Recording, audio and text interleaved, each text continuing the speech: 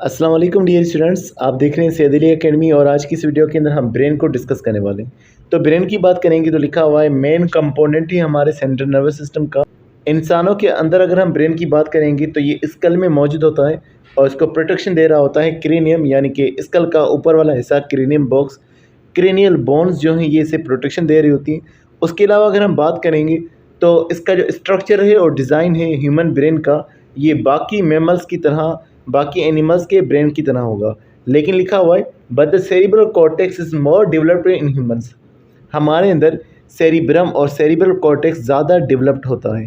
मज़ीद अगर हम बात करेंगे तो ह्यूमन ब्रेन के बारे में लिखा हुआ है the human brain is incredibly large. काफ़ी ज़्यादा बड़ा हमारा ब्रेन होता है, कॉम्प्लिकेटेड भी होता है और इसका वज़न 3 पाउंड के करीब होता है, जो कि तकरीबन 1.4 केजी बनता है। लेकिन ये वज़न हर इंसान में एक जैसा नहीं होगा, ये एक अप्रोक्सीमेटली वज़न है। बॉडी वेट के हिसाब से, लोगों के जेंडर के हिसाब से वज़न अलग अलग हो सकता है। फिर अगर हम बात करेंगे तो ब्रेन को हमने 3 हिस्सों में डिवाइड किया हुआ है on the basis of position. सबसे सामने वाला हिस्सा फोर ब्रेन, बीच वाला छोटा सा हिस्सा मिड ब्रेन और पीछे वाला हिस्सा हिंड ब्रेन कहलवाएगा। तो फोर ब्रेन सबसे बड़ा हिस्सा, इसको जिक्र करते हैं, फिर उसके बाद हम बाकी पार्ट्स को जिक्र करते हैं।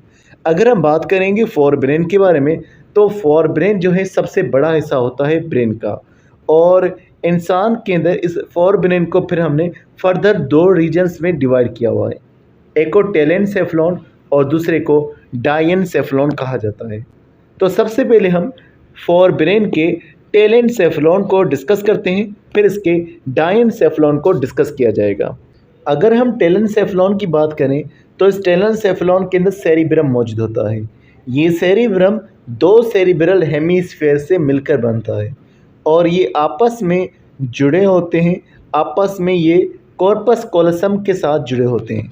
अगर हम यहाँ पर बात करेंगे तो यहाँ पर आपको एक हिस्सा नज़र आ रहा है, ये एक्सॉन्स का, नर्व्स का बना हुआ हिस्सा होता है जो कि कॉर्पस कॉलोसम कहलवाता है, जो कि 2 सेरिब्रम को जोड़ के रखता है।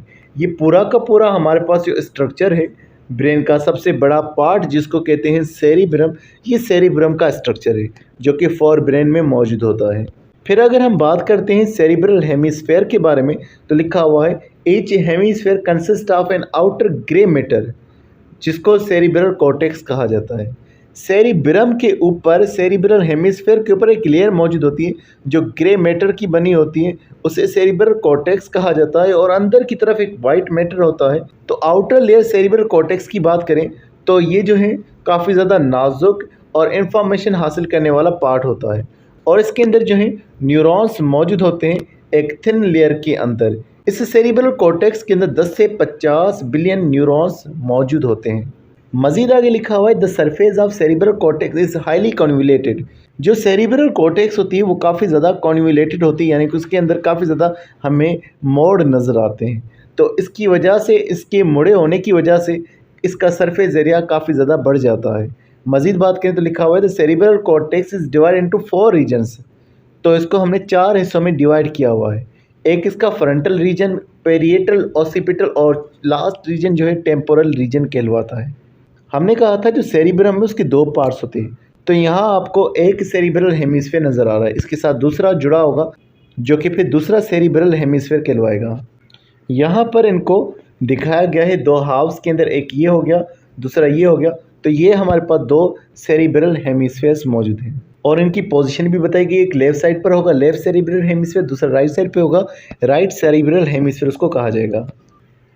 फिर अगर हम फ्रंटल लोब की बात करें जो कि हिस्सा होता है सेरिब्रल कॉर्टेक्स का, तो इसका काम अगर हम देखेंगे तो डिसीजन मेकिंग में है, प्लानिंग के अंदर है, और उसके अलावा इसका काम स्केलेटल मसल्स की मूवमेंट को कंट्रोल में भी है। उसके अलावा इसका काम स्पीच के अंदर भी आपको नज़र आ रहा है।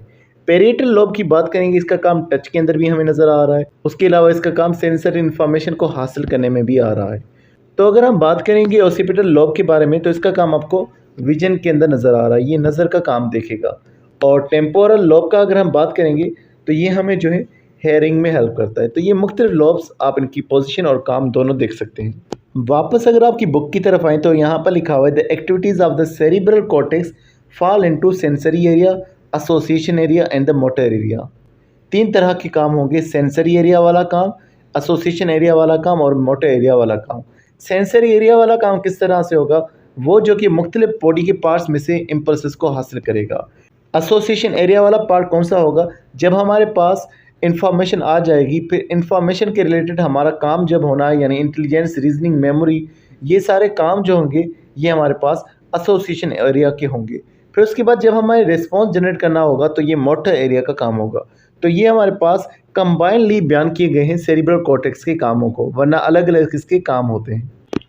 तो हमने अभी बात किया था कि फोरब्रेन के दो हिस्से हैं, टेलेनसेफ्लॉन जिसके अंदर सेरिब्रम और उसकी ऊपर वाली लेयर सेरिब्रल कॉर्टेक्स आ जाती है। लेकिन उसके बाद हमारा दूसरा हिस्सा भी शामिल था, वो है डायनसेफ्लॉन। डायनसेफ्लॉन की बात करें, इसके अंदर थैलेमस आ जाता है और लिम्बिक सिस्टम आ जाता है। लिम्बिक सिस्टम के अंदर फिर कुछ और हमारे पास पार्ट्स आ जाते हैं।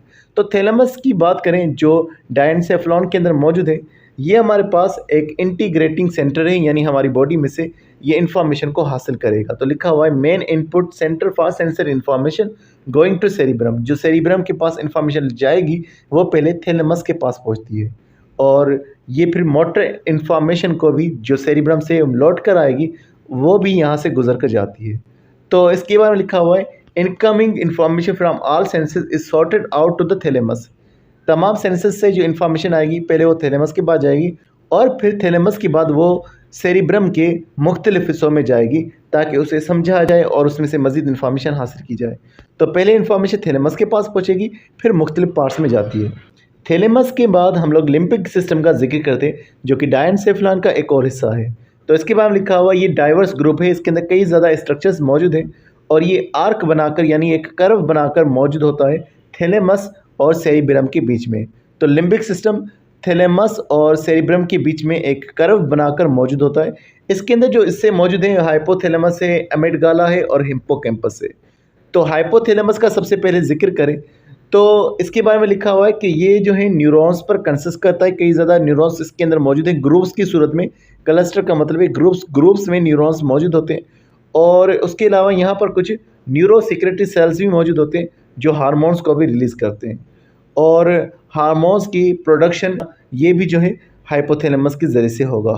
हार्मोन्स कुछ केमिकल मैसेजेस होते हैं जो हमारी बॉडी के मुख्तलिफ हिस्सों को कंट्रोल करते हैं। तो हाइपोथैलेमस की मज़ीद बात करें तो ये एक कोऑर्डिनेटिंग सेंटर है, यानी बॉडी को साथ में जोड़ के रखने का काम करेगा। हमारी बॉडी टेम्परेचर को कंट्रोल करता है, हंगर को, थ्रस्ट को कंट्रोल करेगा, और वाटर बैलेंस को कंट्रोल करेगा। वाटर अगर हमारी बॉडी में कम होगा तो फिर ये उसे कंट्रोल करने का यानी उसे बैलेंस करने का काम करेगा। हमारी बॉडी में थ्रस्ट बढ़ा देगा ताकि हमारी बॉडी में वाटर ज़्यादा आ सके। उसके अलावा फीमेल के अंदर एक प्रोसेस होता है मेंस्ट्रुअल साइकिल, तो उसे भी ये कंट्रोल करेगा। और उसके अलावा हमारे पास ऑटोनॉमिक नर्वस सिस्टम को भी ये कंट्रोल करेगा, यानी नर्व्स के जो हमारे पास इन्वॉल्वड रिएक्शंस हैं उन्हें भी ये कुछ कंट्रोल करने का काम करेगा। उसके अलावा मज़ीद लिखा हुआ in addition stimulation of specific area of hypothalamus elicit emotions such as rage, fear, pleasure and sexual arousal. तो हाइपोथैलेमस जो है हमारे कुछ इमोशंस को भी बढ़ा देता है, यानी कि रेज गुस्से को बढ़ा देगा, फियर डर को, प्लेजर खुशी को, और दूसरा जो है सेक्सुअल अरोजल को भी ये जो है बढ़ा देता है। उसके बाद अमिगडाला की बात करें तो ये जो है हमारे पास मुख्तलिफ बिहेवियर रेस्पॉन्सेस को जनरेट करता है कि अगर हमारे पास इन्वायरमेंटल स्टिमुलाई आया तो उसके अकॉर्डिंग, इन्वायरमेंट के अकॉर्डिंग जो बिहेवियर हमारा बनेगा उसे डेवलप करने का काम अमिगडाला का होगा। तो ये भी जो है हमारे पास मुख्तलिफ बिहेवियर्स, मुख्तलिफ फीलिंग्स को कंट्रोल करेगा, जैसे ये लोनर बिहेवियर को कंट्रोल करेगा, अकेलेपन को, फियर को कंट्रोल करेगा। उसके अलावा नफरत, गुस्से को, सेक्सुअल अरोजल, इसे भी ये कंट्रोल करेगा। फिर अगर हम बात करें हिप्पोकैम्पस की, तो हिप्पोकैम्पस जो है ये इसका नाम जो है ये इसकी शेप में से दिया गया है। इसकी शेप जो है वो सी हॉर्स के जैसी होती है, कुछ रिजेंबल्स रखती है सी हॉर्स के साथ में, तो इसको ये नाम दिया गया है ग्रीक ज़बान में से।